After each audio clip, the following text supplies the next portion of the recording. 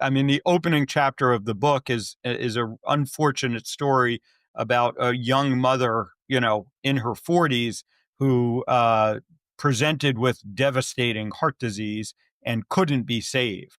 And unfortunately, I see stories like that more and more. And when I started my career, 25 years ago now, um, we operated mostly on 70, 80-year-olds. We had 60-year-olds and the occasional 50-year-old.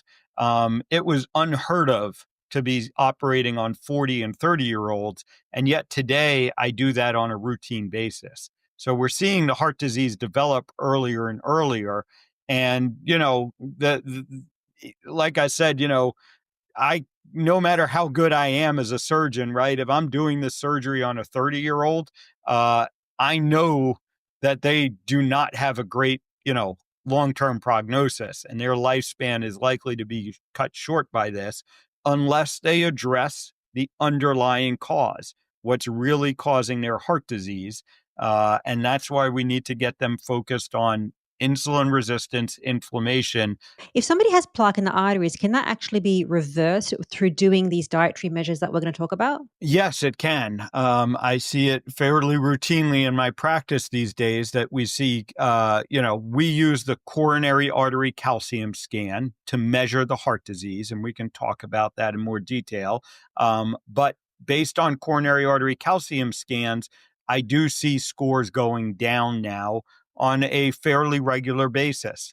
Now, what's important to understand, and what I tell people is, our main goal is to stop it from getting worse. Um, if it gets better, great. But as long as we stop it from getting worse, most people are going to be just fine. And so that's the main goal that I set, that we stabilize the disease. But we do now see many cases of disease starting to reverse. Yeah, so it turns out that there are a couple of pathways by which insulin resistance leads to heart disease. And this is interesting stuff, right? So the one I would say is most obvious is when insulin resistance progresses and people's blood sugars start to increase.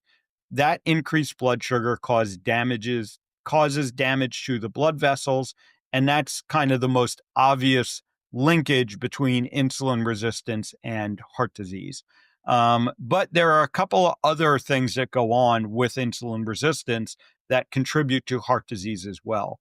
It turns out that at a sort of cellular level, the mechanisms of insulin resistance, we're talking about the sort of receptors on the cell that are involved in this.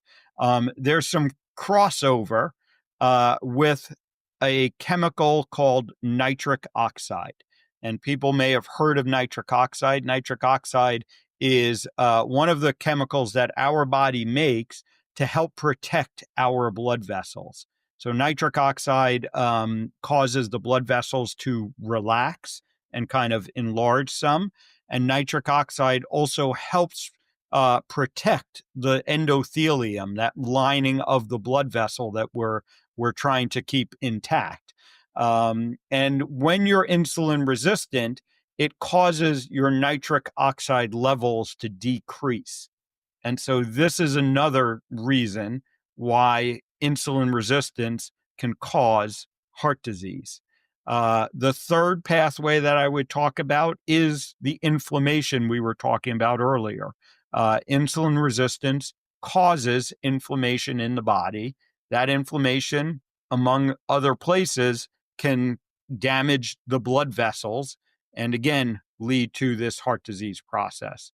So there are actually multiple reasons why insulin resistance causes heart disease. And what's interesting is the studies that were done back in the 1960s, 1970s, before we became so focused on cholesterol, really showed that when tested for properly, nearly every patient that presents with heart disease has insulin resistance. Do you think then people need to focus on fixing the insulin resistance and not focus on the cholesterol? Yeah, I think insulin resistance needs to be first and foremost. We can argue about whether or not you still need to focus on cholesterol, right? And I would rather have someone focus on both than, you know, only focus on the cholesterol and ignore the insulin resistance, which is the most common thing I see these days, right? And again, as we were talking about, the vast majority of the time when you go to see your doctor, if they're talking to you about heart disease, they are focused on your cholesterol and your cholesterol only. So, you know, when I'm talking to my colleagues in cardiology, and you know, I don't necessarily start off with the "you're wrong about cholesterol." What I start with is, okay, but let's also think about this other thing, the insulin resistance.